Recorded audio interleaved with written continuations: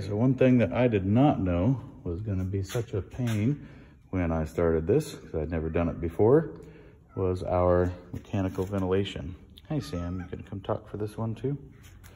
So here is in our laundry room, and we've got this box for our dryer. Well, one thing that I didn't realize, by putting our laundry room right in the middle of the house with no exterior walls, is that we couldn't just poke out this dryer vent out the wall nice and easy. So we had to go up with it.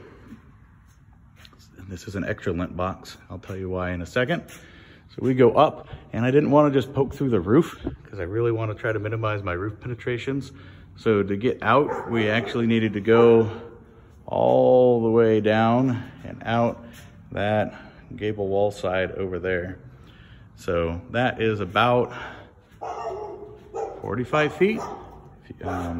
If you go beyond 35 feet, code requires a boost fan.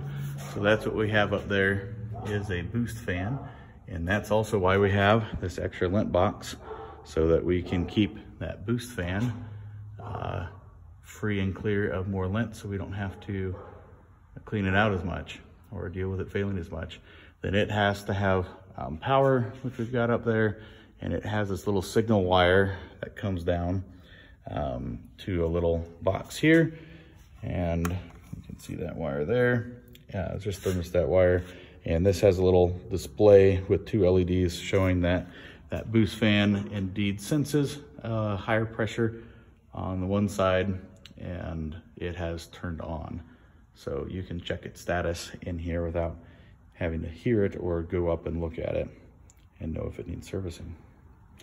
Then we have a regular fan that just goes up and out through the ceiling here, because this could be a somewhat moist environment with that washer and dryer in here.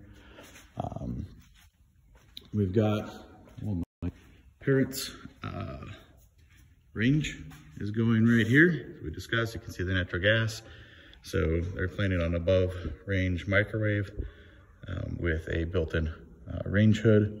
And then that will kind of inside the cabinet above it go into this recessed ductwork. So if you see right above is actually a truss. We couldn't just go straight up and out through the roof, because we can't go through the middle of that truss. So this is actually going to recess into the wall, and then you can see it comes up, and we have a really busy section up here, but it comes up. You want to help say hi to the busy intersection. Come up here. We had to go under some plumbing vents that were already in place, and then some other plumbing was there. And then we finally poke up through the ceiling. And this is now solid. This is one thing I had to redo after inspection. I had flex vent going from right here through the roof. And inspector told me that that will collect grease on the ridges. So I had to change that out for a hard pipe, making this 6-foot rise going up and out the roof, and then wrapped it with insulation, so hopefully it doesn't sweat in there as much. But it's a little bit complicated, but hopefully it'll work really well for us. Over on the bathroom side, over here, I got a Fantech fan. So this box right here does not contain the fan itself. It's just a hollow box that you put a cover over, and then you've got this insulated ductwork going, and actually right here is the fan itself.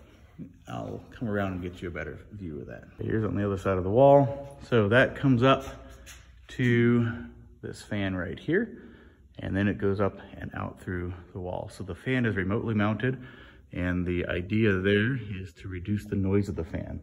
So the fan's making all of this noise up here, which is through all of the attic insulation. And so it shouldn't transfer through the roof very well. And then you'll only hear a little bit coming down this insulated ductwork and out through that hole. So hopefully it's nice and quiet when you turn on the fan. We also have another fan in the pantry. Because this is a butler's pantry, which means we have a 20 amp circuit right here for appliances and another over here for more appliances. So my mom can have her bread machines going, crock pot, anything like that can be tucked away in the pantry behind a door all day. And the kitchen counter space is freed up for other things. Sam likes that.